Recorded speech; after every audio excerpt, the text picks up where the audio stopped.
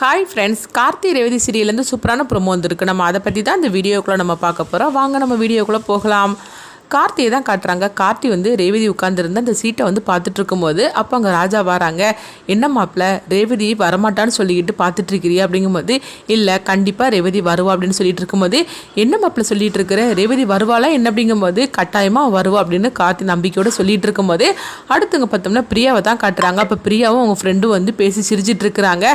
அந்த ரேவதியை ஓட நீ விரட்டிட்டியே அப்படிங்கும்போது, ஒரு பிரியானா சும்மாவா என்ன அப்படின்னு சொல்லிட்டு இருக்கும்போது பார்த்தோம்னா ரேவதி அங்கேருந்து ஆஃபீஸுக்கு வராங்க. அப்போ ரேவதியை பார்த்ததுமே பிரியா அதிர்ச்சடைகிறாங்க. என்னது இந்த ரேவதி இங்கே வந்திருக்கிறா அப்படின்னு சொல்லிட்டு இருக்கும்போது அப்போ ராஜாவும் பார்த்துருந்தாங்க. மாப்பிள்ளை நீ சொன்னது சரியாக போச்சுது, ரேவதி வந்துட்டா அப்படின்னு சொல்லவும் இதை கெட்டதுமே கார்த்தி பார்க்குறாங்க. பார்க்கும்போது ரேவதி அவங்க சீட்டில் அவங்க உட்காரவும் அப்போ பிரியா நினச்சிட்டு இருக்கிறாங்க. இப்போ என்ன பண்ணுறதுக்கு தெரியலையே, இந்த ரேவதி வருவான்னு சொல்லி கொஞ்சம் கூட எதிர்பார்க்கவே இல்லை. நேற்றுக்கு நடந்த விஷயத்தை வச்சு ஆனால் திரும்பவும் வந்துட்டாள் அப்படிங்கும்போது ரேவதி பார்த்தோம்னா கார்த்தியை பார்க்கறதுக்காக அவங்க வரவும் உடனே ராஜா சொல்கிறாங்க, மாப்பிள்ளை ரேவதி உன்னை பார்க்க தான் வாரா, நான் அங்கேருந்து கிளம்புறேன் அப்படின்னு சொல்லவும் உடனே கார்த்தியும் சரி அப்படிங்கிறாங்க. அடுத்து பார்த்தோம்னா ரேவதி கார்த்தியை பார்க்குறாங்க. உடனே கார்த்தி ரேவதியை பார்த்துட்டு இருக்கவும் அப்போ ரேவதி சொல்கிறாங்க, நான் வேலைக்கு வந்துட்டு அப்படிங்கும்போது, வேலைக்கு வரமாட்டேன், எனக்கு இந்த வேலையே வேண்டான்னு சொல்லிட்டு போனீங்க, திரும்ப மட்டும் எப்படி வந்தீங்க அப்படின்னு கார்த்தி கேட்கும்போது, நானும் இந்த வேலை வேண்டான்னு சொல்லி தான் நினச்சேன். ஆனால் எங்கள் அம்மா தான் வெளியே போனாக்கி இப்படிலாம் பிரச்சனை வரும், அதுக்காக நீ உன்னுடைய தன்னம்பிக்கையை விட்டுறக்கூடாது அப்படின்னு சொன்னாங்க. அது மட்டும் இல்லாமல் நான் வேலைக்கே லாய்க்கு இல்லைன்னு நீங்கள் சொன்னீங்களா, அதனால தான் திரும்பவும் இந்த ஆஃபீஸ்க்கு இந்த வேலைக்கு வந்தேன். நீங்கள் இப்போ எனக்கு வேலை கொடுங்க, என்ன வேலை கொடுத்தாலும் சரி தான், அதை நான் பெர்ஃபெக்டாக நான் முடிப்பேன் அப்படின்னு சொல்லவும் உடனே கார்த்தி அப்படியா சரி நான் உங்களுக்கு ஒரு சவால் விடுறேன் அப்படிங்கும்போது, என்ன சவால் அப்படின்னு சொல்லி கேட்டுட்டு இருக்கவும், இது புதுசாக நம்மளுக்கு கிடைக்க போகிற ப்ராஜெக்ட் ஆகும், இதுக்கு ப்ரெசன்டேஷனை நீங்களே பண்ணுங்க அப்படின்னு சொல்லிட்டு அந்த ப்ராஜெக்டுக்குள்ளே ஒர்க்கை அவங்க கொடுக்கவும் உடனே ரேவதியை அது வாங்கிட்டு தாங்க, கண்டிப்பாக இதில் நான் ஜெயிச்சு காட்டும் அப்படின்னு சொல்லும் போது, சரி சரி எதுக்கும் நீங்கள் ஃபைலை பிரித்து பார்த்துட்டு போங்க, ஏன்னா அதுக்கப்புறம் லெட்ரு ஏதாவது இருக்குன்னு சொல்லிட்டு ஏதாவது வம்பலுக்க போகிறீங்க அப்படிங்கவும் உடனே ரேவதியும் அந்த ஃபைலை ஓப்பன் பண்ணி பார்க்குறாங்க. எந்த லெட்டரும் கிடையாது அப்படின்னு சொல்லிட்டு ரேவதி எடுத்துட்டு போகவும் உடனே ரேவதி வெளியே வராங்க. அப்போ கார்த்தி அதை பார்த்துட்டு சிரிச்சிட்டு இருக்கும் போதே அப்போ பிரியா ரேவதி இங்கே வா அப்படின்னு சொல்லி கூப்பிடவும் ரேவதி போகிறாங்க.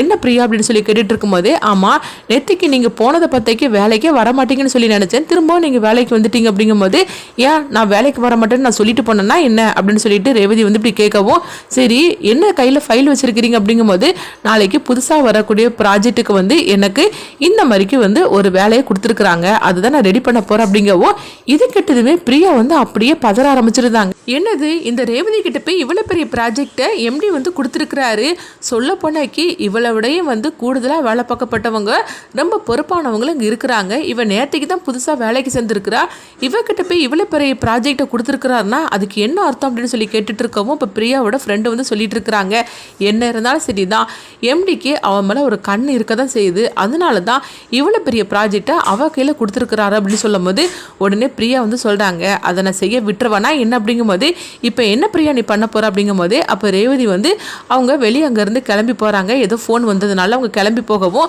அப்போ பார்த்தோம்னா ப்ராஜெக்டை அப்படியே பிரியா மாற்றி வச்சுருந்தாங்க.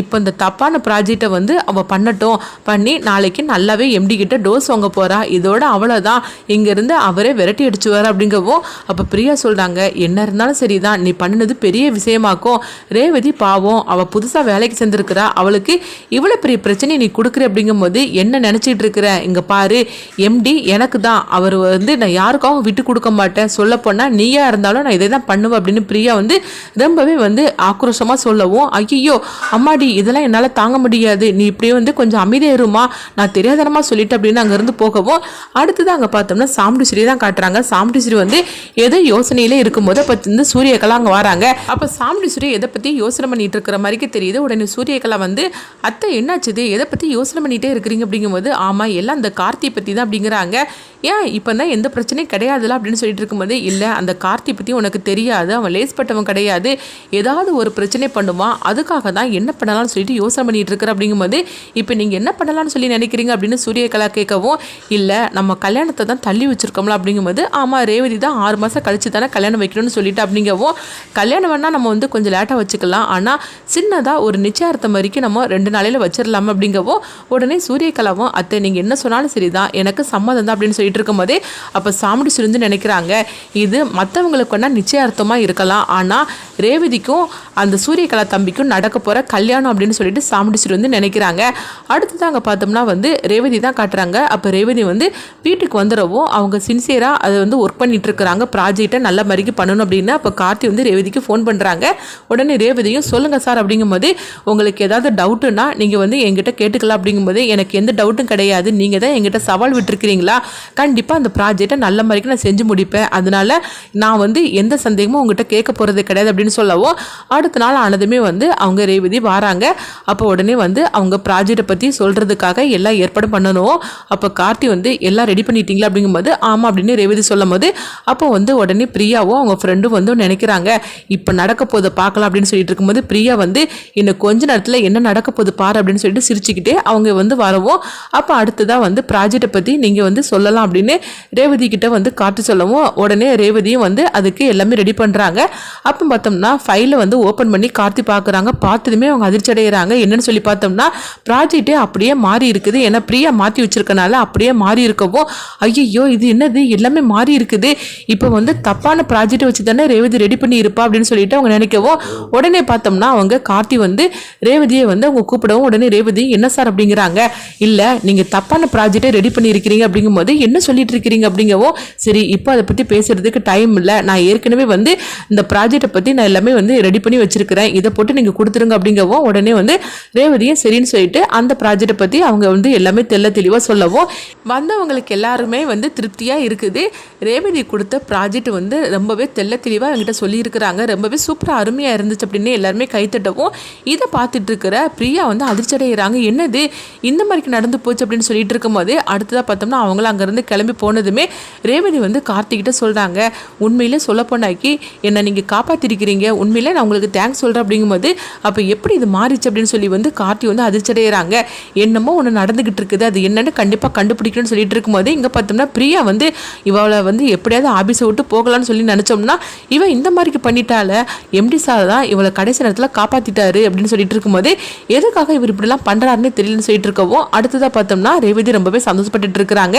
எப்படியோ நல்ல வேலையை வந்து எம்டி நம்மளை காப்பாற்றிட்டார் அப்படின்னு சொல்லிட்டு ரேவதி சந்தோஷப்படவும், ஆனால் எப்படி இது மாறிச்சுன்னு தெரியல அப்படின்னு சொல்லிட்டு ரேவதி வந்து நினைக்கவும், அதே மாதிரிக்கு கார்த்தி நினைக்கிறாங்க.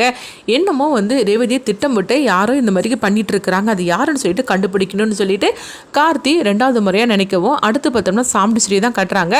அவங்களுக்கு சின்னதாக ஒரு டவுட் இருந்துகிட்டே இருக்குது, உண்மையிலே வந்து ஆபீஸில் கார்த்தி தான் ஏன்னா இல்லைனா வேற யாராவதுன்னு சொல்லி நம்மளே நேரடியாக பார்த்தலான்னு சொல்லிட்டு சாமுண்டீஸ்வரி பார்த்தோம்னா ஆபீஸுக்கு வந்துட்டு இருக்கிறாங்க. இப்போ ரேவதிக்கு ஃபோன் பண்ணுறாங்க.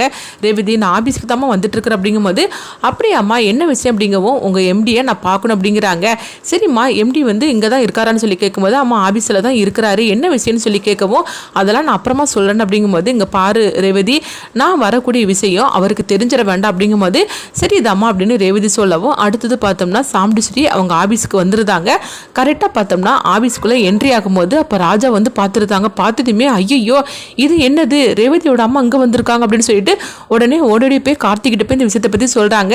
மாப்பிள்ள உங்கள் அத்தை அங்கே வந்திருக்காங்க அப்படின்னு சொல்லவும், இதை கெட்டதுமே கார்த்தி வந்து அதிர்ச்சி அடைகிறாங்க. என்ன திடீர்னு அவங்க வந்திருக்காங்க அப்படிங்கவும், எல்லாம் உன்னை செக் பண்ணுறதுக்காக தான் இருக்கும் அப்படின்னு சொல்லிட்டு இருக்கும்போதே, அடுத்ததாக பார்த்தோம்னா சாமுண்டீஸ்வரி வந்து அவங்க கார்த்தி இருக்கிற அந்த ரூமை வந்து ஓப்பன் பண்ணுறாங்க. பண்ணதுமே அவங்க அதிர்ச்சி அடைகிறாங்க. கண்டிப்பாக கார்த்தி இருக்க போகிறது கிடையாது, அவங்களுக்கு பதில் யார் உட்கார்ந்துருக்குறாங்க, அடுத்து என்ன நடக்க போகுதுன்னு சொல்லி வெயிட் பண்ணி பார்க்கலாம்.